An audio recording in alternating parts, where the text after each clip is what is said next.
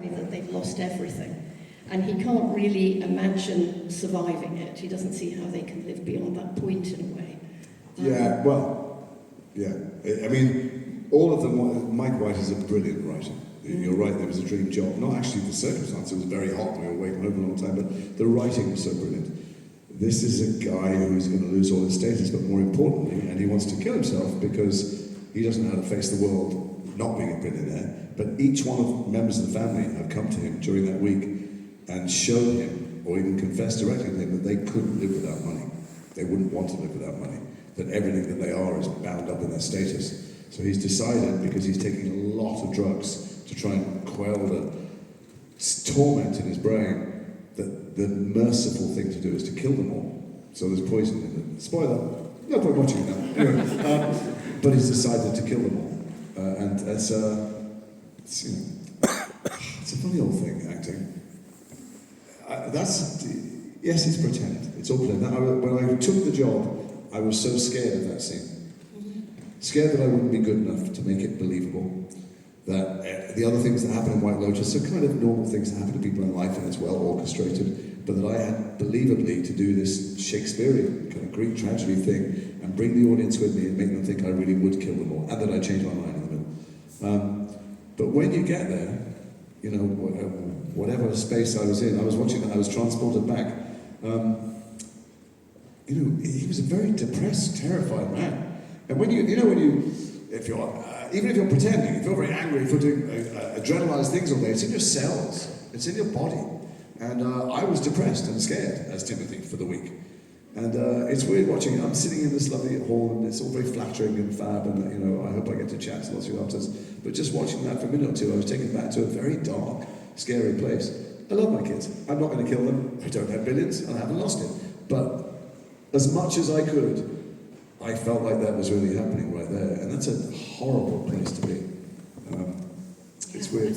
It's an extraordinary journey to have to take people, because most people wouldn't understand a man like Timothy. If we haven't seen this life of private jets and servants, and which we don't see in the film, we have to imagine it. So we have to understand why he would be in that extreme. I had to picture the golf club, all my colleagues had a picture of being in court, the picture of what prison was like. That's, you were saying before about the iceberg. People who don't, I mean, you guys are interested in the story, cinephiles, so you probably do understand that most people think that acting is looking at the things on the page and doing those things on camera.